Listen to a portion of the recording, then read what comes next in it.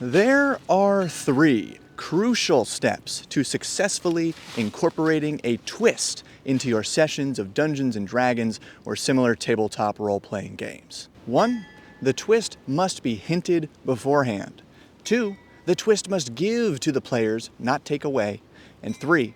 The twist must be timed very delicately during your game session. So some of these points may appear to line up with what you know from fun twists in movies, TV, and books, but tabletop role-playing games are a very different animal, and those media twists often lead game masters to screw it up, boring or breaking their players' trust instead of creating a fun and memorable moment. But once you understand these 3 points, you'll be able to apply them to your own RPG campaign and feel like M. Night Shyamalan, does he even make movies anymore? Because I'm Bob, this is where we learn how to have more fun playing RPGs together. And yellow. Okay, yellow. So on to crucial aspect of a twist, number 1. The twist must be hinted beforehand. For example, Grace and I have recently been watching a lot of CSI, yes, the early 2000s crime show in Las Vegas, and some episodes, not that many, but way too many, do this annoying thing at the very end where they not only solve the crime, but in one unpredictable stroke, deconstruct the killer's motive. We know why you killed her, but she's not the one who stole the money.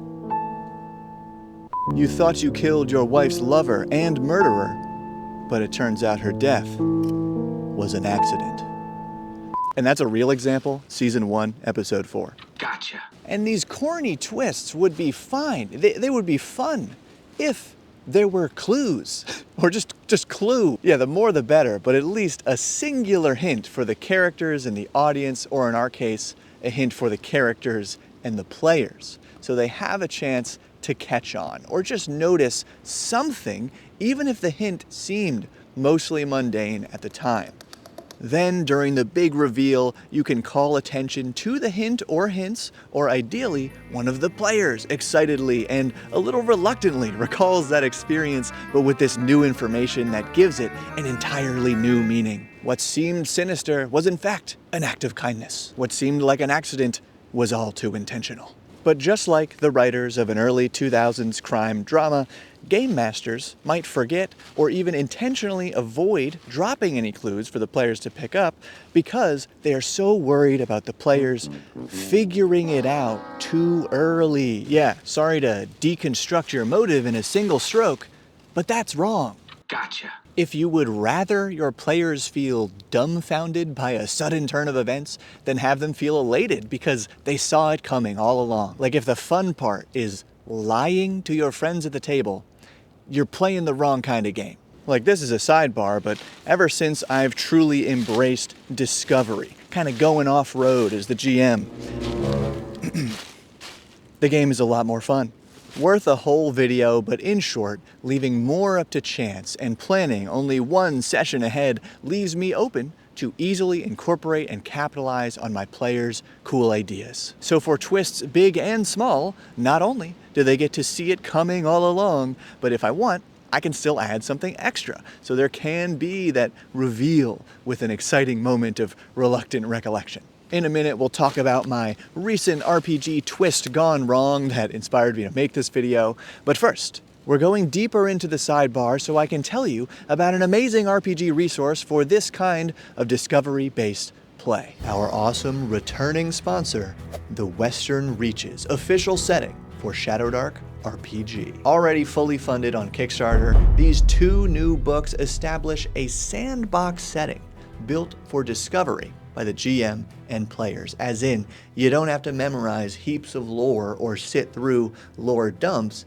You get golden nuggets of setting info, and your adventures are what set it in stone. Over 200 keyed locations full of secrets and conflicts, big and small, deserts, forests, frozen isles, mountains, cities, and of course, a vast underground portion of the Shadowdark, combining and expanding on all 6 Cursed Scroll zines and conveniently organizing every official character option into one of these 2 new hardcover books. Candidly, I bought this t-shirt myself, okay? And the Western Reaches seems like a fully actualized version of what I'd love to do with my scrim setting. So I'm excited to check this out. And if you are too, please use the link below. I don't get a commission, but it lets them know that I sent you. Thanks. Okay, good thing I recorded that part separately because I gotta find the yellow. Okay, we can't be too far from civilization. The train is here. But to really solidify point 1 hints and bridge the gap to point 2, giving, not taking away, let me summarize my recent RPG twist gone wrong that inspired this video. And in the GM's defense, it was literally their second session ever running the game, so they clearly went at this like a book or movie, but here's the very short version of what happened. Beginning of the session, our party is told by a patron NPC to acquire a small ship. End of session. We finally acquire a small ship, and immediately afterward, with no dice rolls, our newly acquired ship is destroyed by a giant armada of pirates attacking the coast. And here's the thing, there were some great opportunities to drop hints about this potential danger to our eventually acquired ship during the session. One of the first things we did was pick a fight with a few of these pirates at a tavern because they were roughing up a bartender. Classic low-level D&D encounter, works every time, excellent setup, but when we head out back to throw down, an NPC comes out of nowhere, one-hit KOs one of the pirates, and the others run off in fear. So we didn't get to fight them or otherwise interact with them. Now, ignoring the pros and cons of introducing powerful NPCs at low levels, even with that encounter resolving exactly the same way, the GM could have had one of the pirates shout something like, "You're all gonna burn soon, mark my words." And maybe we would have just written it off as a weirdly specific yet vague threat at the time. But then when the invasion happened, we would have had that moment of reluctant recollection instead of feeling dumbfounded by the sudden turn of events. And there was a second opportunity for hints before we stole the ship. We went to the shipyard that morning and we noticed an NPC who also seemed like they didn't belong there, and like us, they were keeping tabs on all the incoming and outgoing ships. So I did a little detect magic near them and found out they had a magic item. And another player did a stealthy close-up walk by to maybe glean more info, but got nothing. And then the GM insisted that, hey, if we hang around the shipyard all day, we will start to seem really suspicious. So we left, but it turns out that NPC was another one of these pirates scouting for their invasion. Of course, we could have insisted on just talking to them or sticking around anyway until we learned something else, but the only hints were telling us to do the opposite. So as the GM, when your big bad is planning something, having your lesser bad guys be present is the perfect first step. But role-playing games are about interaction. You gotta let those minions get into fights with the PCs, have them make specific threats that seem vague, and encourage gathering intel through magic, stealth, or mere observation. And thus, point number 2, the twist must give to the players, not take away. So zooming back out, this can take many forms. Like that episode of CSI where a guy killed another guy because he thought the guy murdered his wife, but it turns out she just fell off a boat. Not satisfying for the characters or the audience.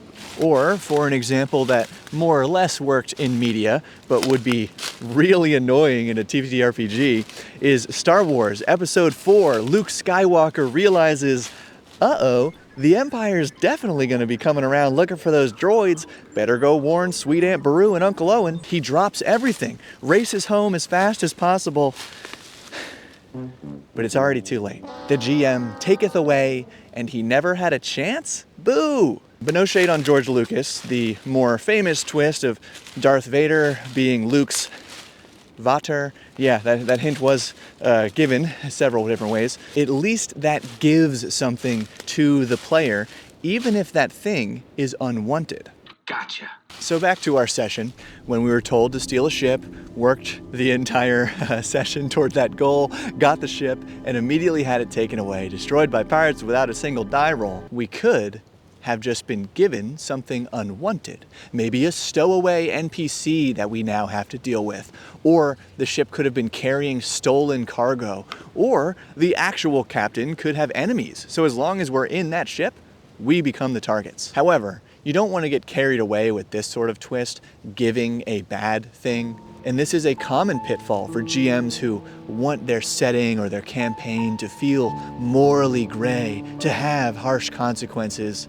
But it can be really demotivating if every magic sword is cursed, or every person you save actually did this pretty bad thing, and every villain you subdue has a sob story to save his wife. So please, in moderation.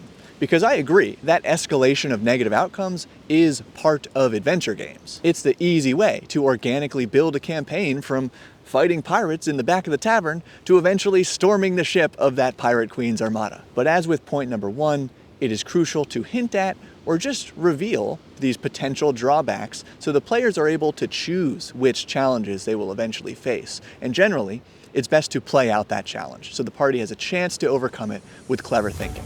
Still, I think the best kind of twist to escalate your adventure or campaign is by giving the party a good thing that is way above their pay grade. Turns out that ship you stole has a prisoner, the Pirate Queen, and now you have to decide whether to turn her in for a huge bounty or to let her go and gain a powerful ally, or try negotiating some other deal while knowing that time is short because the whole of her armada must be out there actively searching for her. There's some thorns. Now, it doesn't have to be that extreme, but a positive twist is obviously more fun than a gotcha. And would you look at that? We're back on a trail. There it is. But where? Nonetheless, crucial point number 3. The twist must be timed very delicately during your game session. This is where TV and books and movies have steered you wrong. Okay, but you know where TV and movies have steered me right? There's a house in the distance back there, but I'm not gonna walk toward that. And okay, blue, it's actually closer to my car. So every major twist in popular media, the ones people remember, come toward the end of the story. And yeah, this climactic timing makes sense when you are a passive observer, as long as points 1 and 2 have also been addressed appropriately. But when you are an active participant in a role-playing game, used to steering it with your own choices, and you just spent an entire session or longer working towards some goal, so you're both energized by your achievements and maybe a little tired from gaming for several hours, a twist right here at the end will likely be jarring in a bad way. Especially if points 1 and 2 were not handled well. So in my opinion, the only way to make an end of session climactic twist work in RPGs is with a brief and vague cliffhanger. Okay, you've raised anchor and the ship is yours, but what's this? The fog around the harbor clears to reveal the Pirate Queen's armada drifting right towards you. And that's where we'll end tonight's session. That way you are set up for a strong start to your next session, Sly Flourish style, and even if you broke point 1 and didn't drop any hints for this invasion, or even if you start that next session by breaking point 2 and immediately taking away the party's new ship, it's not actually immediate, because the audience, the players, they had a whole week or more between sessions to revel in their victory and to get excited, wondering if or how they'll escape this invasion. And if their new ship is immediately destroyed, with or without having a chance to save it, well, at least the players have an entire session ahead of them now to solve this new problem. So better yet, consider positioning your twists near the beginning or the middle of a session.